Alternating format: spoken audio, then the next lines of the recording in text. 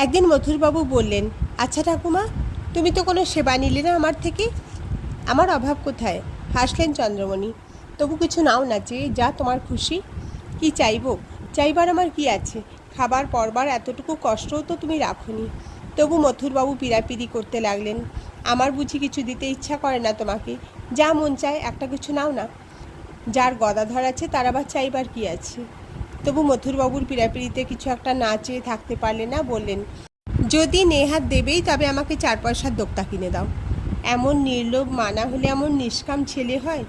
সেই মা যদি টের পান ছেলে সমস্ত সংসার সম্পর্ক ঘুচিয়ে সন্ন্যাসী হয়ে যাচ্ছে, তবে সইবেন কী করে?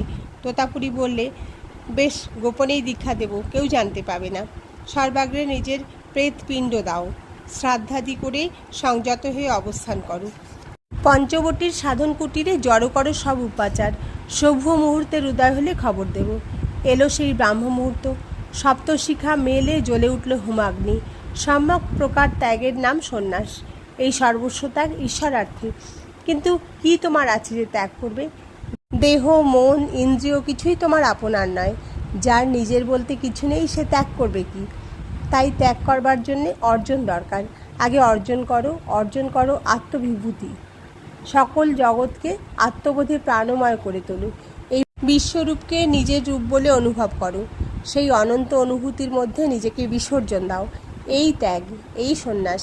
যার সেই ঐশ্বর্য নেই, বিভূতি নেই, সে ত্যাগ করবে কি? সে তো দিনহীন ভিক্ষুক। কী যে প্রার্থনীয় তাই মানুষ জানে না। তাই ধন, জন, কাম, যশ চেয়ে বসে। পাওয়া আর পাওয়া দুই ভ্রান্তি বিলাস।